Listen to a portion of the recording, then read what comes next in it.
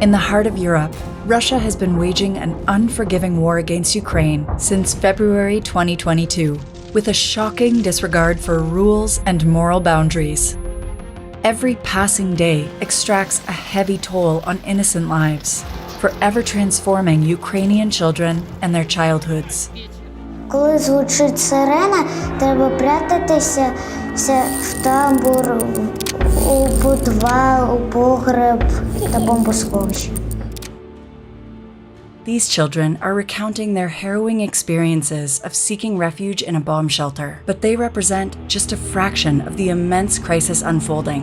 At this very moment, a staggering 5 million children in Ukraine are braving these dangers daily, grappling with the same heart-wrenching fear and uncertainty.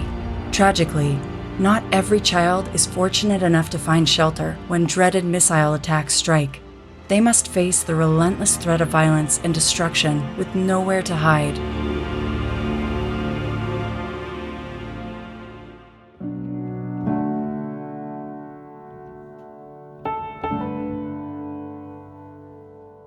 Meet Sasha, a vibrant 7-year-old girl with a genuine passion for gymnastics. Her love for the sport brightens her evenings. She performs delightful shows for her parents at home after every gymnastics class. However, Sasha's life took an unexpected turn one day in May 2022, when a Russian missile directly struck their home, creating unimaginable challenges.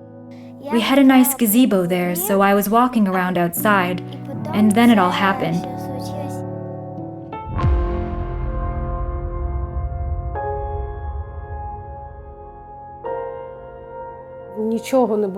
There was nothing. The air raid siren wasn't on. We didn't hear this missile flying. We just felt it all. I was thrown backwards. The entire yard was completely covered with stones, fixtures, floor slabs.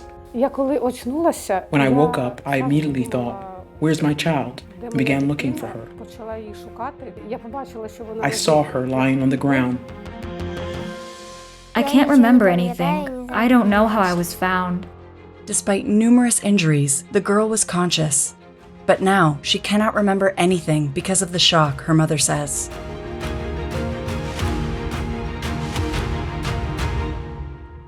Young Sasha endured a harrowing ordeal, spending approximately 15 days in a medically induced coma. The doctors faced a difficult decision. To bring her out of the coma, they had no choice but to amputate her leg. We understood that there was no other way out because the leg was already blue. Yeah? Мама завтра привезет тебе твои игрушки любимые. Хорошо? Что? Все будет хорошо. Не переживай. Не бойся. Не бойся. Ты боишься, да? Боишься, да? Не бойся. Не бойся, дочь. 7 months of rehabilitation, 2 prosthetic installations, lots of pain and tears. Nothing could stop Sasha from doing what her heart liked most: gymnastics. I didn't even doubt that everything would work out for me. Are you a star? I'm a star. One that shines very bright? Yes.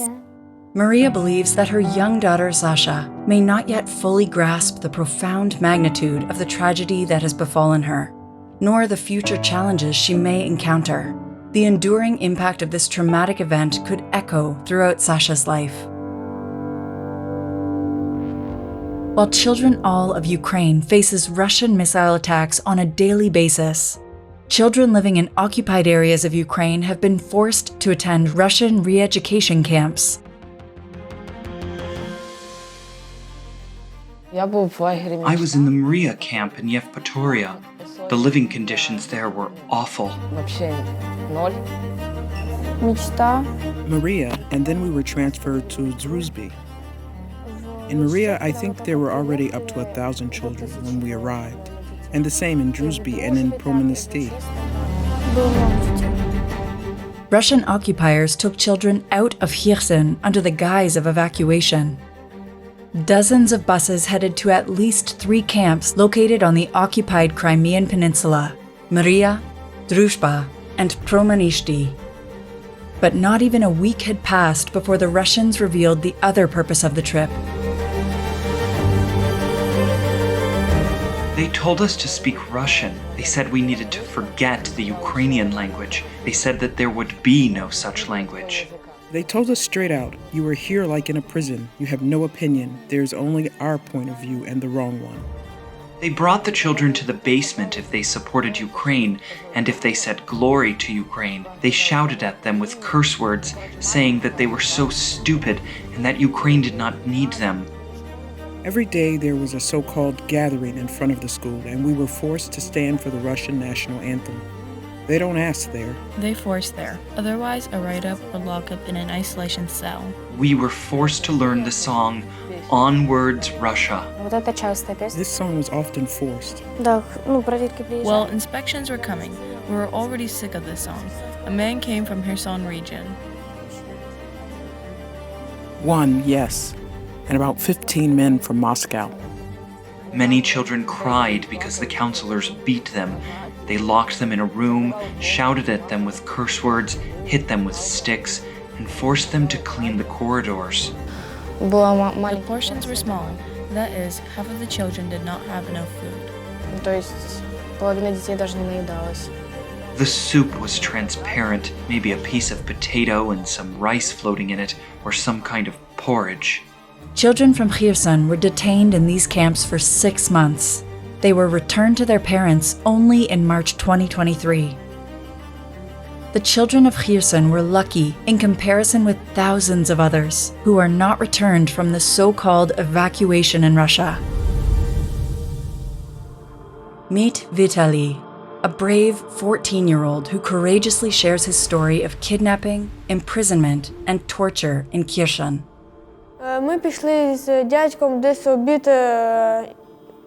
At about noon, my uncle and I went for a walk, and some occupiers just happened to be coming. They stopped to check our cell phones. They saw that we had chatted with Ukrainian soldiers, and then took us to a petrol station and beat us there by hitting us in the kidneys and in the face. They then threw us into a sinkhole filled with pork guts. We spent 2 hours there. They intimidated us and said that they would throw a grenade into that sinkhole, or that they would shoot us or bury us.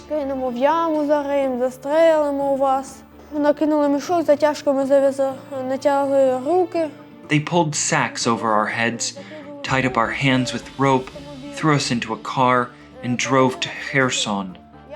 I asked them to let me call my parents, but they wouldn't let me. At first, the Russians threw Vitaly and his uncle into a small jail cell. I didn't eat at all the first 4 days. Then we were given 2 spoonfuls of buckwheat and 2 spoonfuls of macaroni a day. I was scared of the gunshots because they were playing Russian roulette there. They were simply shooting randomly with their eyes closed. I saw blood come into our cell under the door. The image of rooms filled with blood continues to haunt another young victim of this war. 16-year-old Vlad was detained by Russian forces at the evacuation corridor from Melitopol to Zaporizhia in southern Ukraine. He endured a grueling 90 days of captivity. Vlad was confined to a solitary cell and witnessed unspeakable horrors while he was forced to clean the room where the atrocities occurred. Найстрашніша картина, яка була. The most terrible picture I saw was when I entered that room. I saw a person suspended by his hands from the ceiling by wires. Not only was the whole floor covered with blood under this man, but there was also a small bucket next to him, maybe around 500 milliliters or 1 liter in size, and it was entirely filled with blood. And next to him in this room, there was a table and a Russian military man calmly recording his testimony. Біля нього, в цій кімнаті там стояв стіл і спокійно записував російський військовий його показання. У ці моменти не можеш показати ніяких емоцій. At these moments, you can't show any emotion. Tears flowed once or twice, but not more, because I was very scared that if they saw me crying, they could think I was broken, and that would be it. it would be time to get rid of me. Вони можуть розуміти, що я зламався, що все, пора від нього звільнятися. According to Vlad, to avoid losing his mind, he often had to talk to himself, as he was put in a cell for solitary confinement. Вона була дуже маленька. Ця камера була... It was tiny. The cell was literally 3 meters by 2 meters. There was a very strong echo, and if someone was being tortured 4 to 5 meters away from my cell, I could hear it as if that person was being tortured right next to me. Біля мене катували.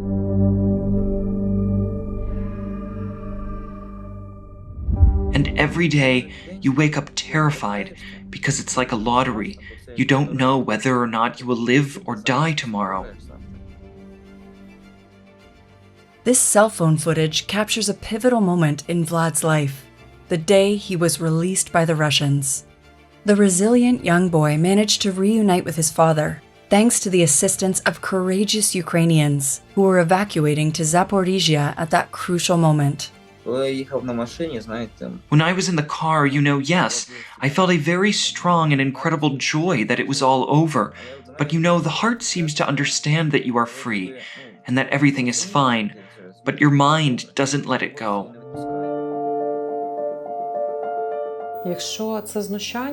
When a child talks about such events, it is extremely painful, especially the pain from the fact that the child wants to stop the process, but understands that they cannot, and that all they can do is observe it.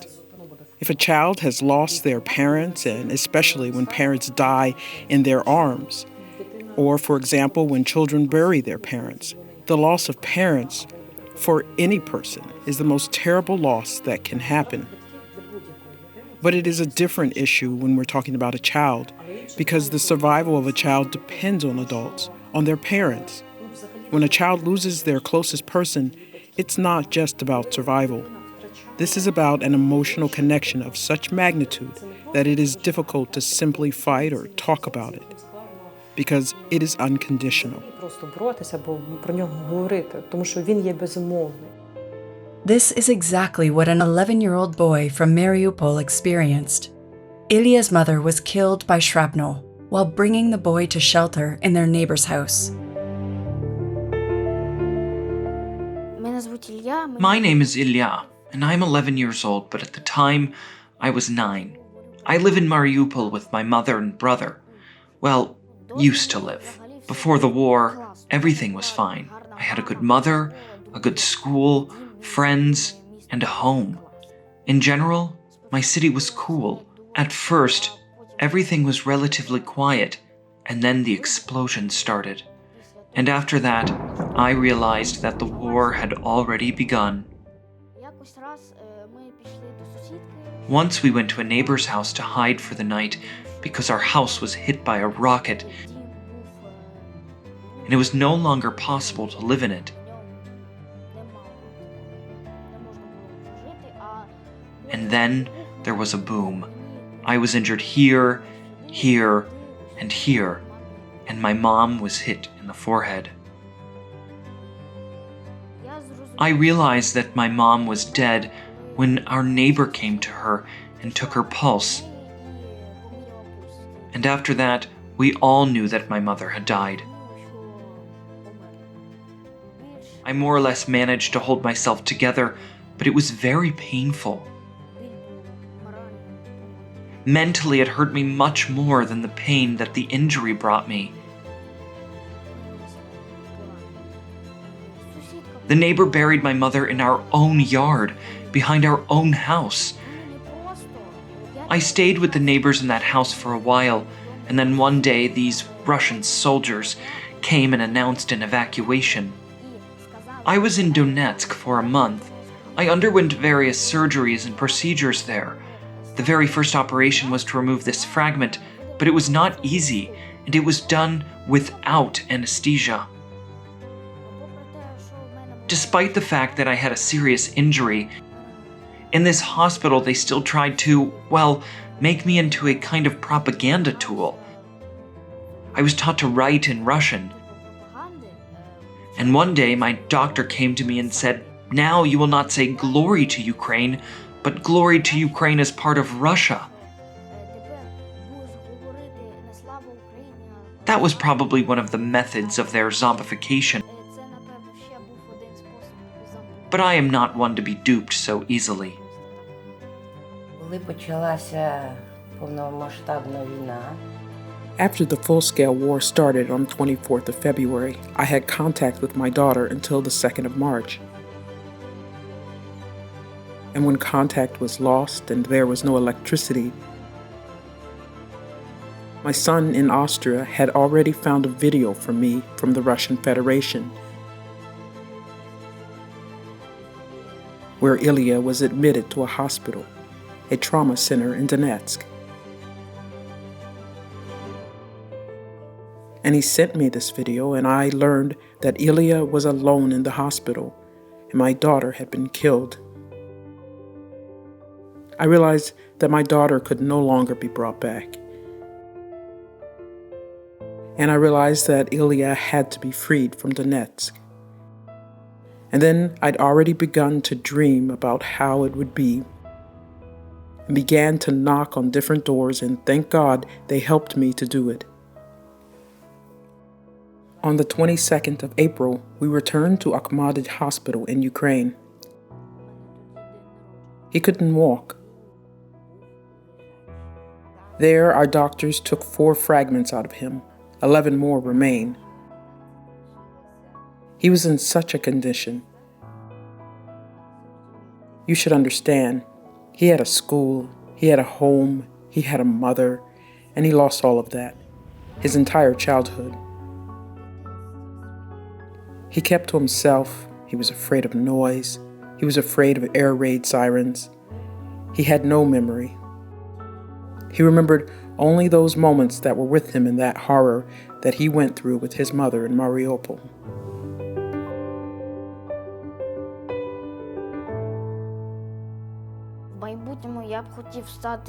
In the future, I would like to become a doctor so that I can be the same as our guys on the front lines. Combat medics and ordinary ones, they are real heroes. They're like soldiers, although their work is a little different, but they are all still heroes. Трішки інша у них робота, але вони всі герої. Переживання втрати, він надзвичайно довгий. А якщо ми Experiencing loss is extremely long. Every air raid siren can be a trigger and a return to the experience of how they, for example, buried their parents or how their mother died, especially if there was a connection to certain events. So it is a complex process, and it is important that the child have support from the immediate environment, so that there are people close, so that the child feels that there is someone else around. But nevertheless, such events do not pass quickly in terms of experiences, and any traumatic events will always remain in memories. You can't just take them, throw them away, pretend they don't exist. They will always stay with the child as he or she grows.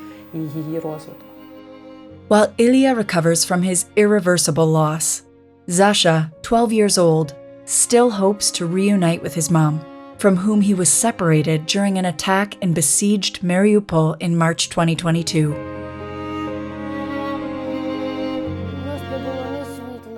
We had no electricity, no gas, and no water. We were standing by the grill cooking because it was impossible to cook inside, and then the shelling began. Та потім почався обстріл.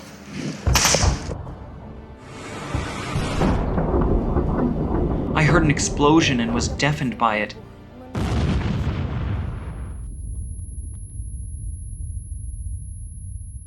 And then I felt something burning inside me, a hot fragment. Я відчув гарячий такий, наче уламок. I screamed to my mother that my eye was hurting, that my eye was burning. My mother quickly took me away. We hid between the garages and waited until the shelling stopped.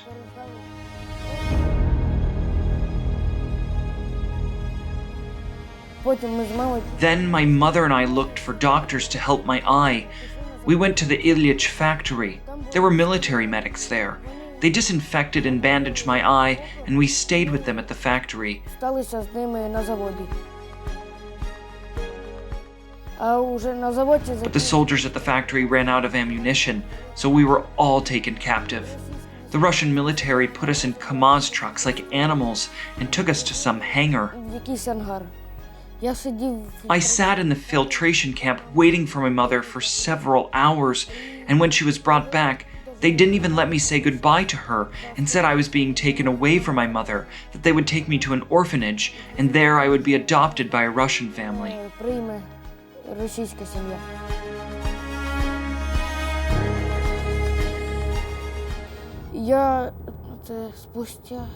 A month later, I asked a guy for a phone and, in the toilet, quickly called my grandmother for 1 minute and told her where I was.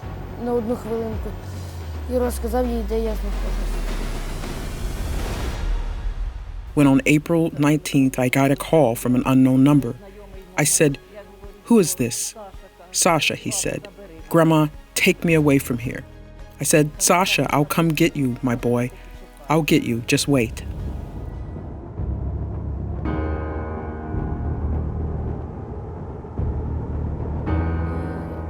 And when my grandmother arrived, I was worried that they would take me away from her like they did from my mother.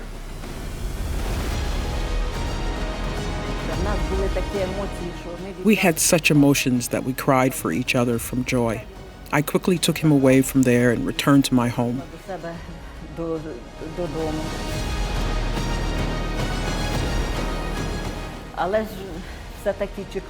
But still we are waiting for Snezhana. We are looking for her and we hope she will return to Sasha, and I will be happy with them.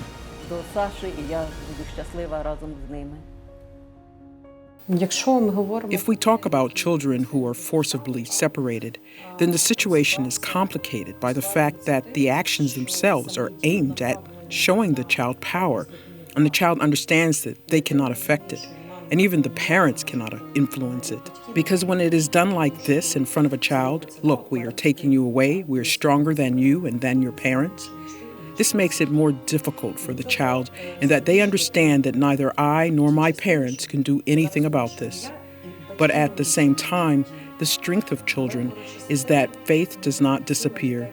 No matter the amount of pain, they will never stop believing that mom or dad will return or come, and they will wait for this. І вони будуть чекати цього.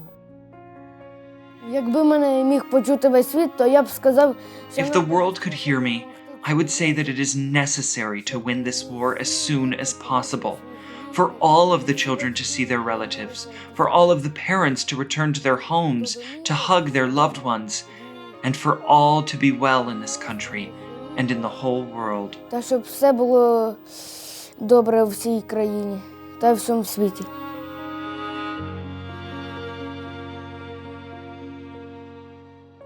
Today, we are talking about the genocide of Ukrainian children by Russia.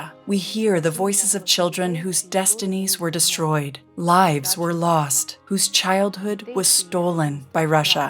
The stories of children who have already been returned from deportation or forced displacement allow us to analyze all the scenarios under which Russians abduct children. And every time, these are terrible and horrific stories. In order to put an end once and for all to this, the President of Ukraine approved the Bring Kids Back UA Action Plan, which consists of 7 blocks. The key blocks of the plan include repatriation of Ukrainian children abducted by Russia, development of family-based forms of upbringing, reintegration of children returned from Russia, organization of their socialization and educational initiatives, child rights protection center activities, accountability, recording crimes and bringing Russia to justice, interparliamentary cooperation, international and national communication and information campaigns. Ukraine is trying to use every available opportunity. Cooperation with the International Criminal Court, the Independent International Commission of Inquiry on Ukraine, other UN committees, agencies, and structures, the OSCE Moscow Mechanism, and the OSCE as a whole, and EU institutions and structures. We document everything, report, engage in prevention efforts, and do everything that we can. Our goal is to protect Ukrainian children and their rights, completely stop the deportation and forced displacement of Ukrainian children and forced adoption by Russian families, and take all the necessary measures to ensure the safe return of children and family reunification in the best interests of the child. Відповідно до найкращих інтересів дитини. Ukraine and its allies are tirelessly working to hold Russia accountable for its heinous crimes against Ukrainian children. The International Criminal Court's issuance of arrest warrants for Russian President Vladimir Putin and Commissioner Maria Lvova-Belova on March 17, 2023, marks a hopeful step forward. Yet, as the toll of war on children continues to rise, we cannot stand idly by. A childhood marked by war is forever changed.